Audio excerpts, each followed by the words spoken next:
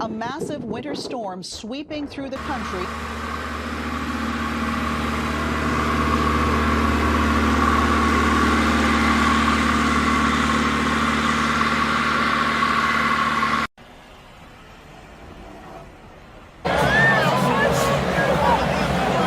At least 25 people have died in Erie County alone as a result of the storm.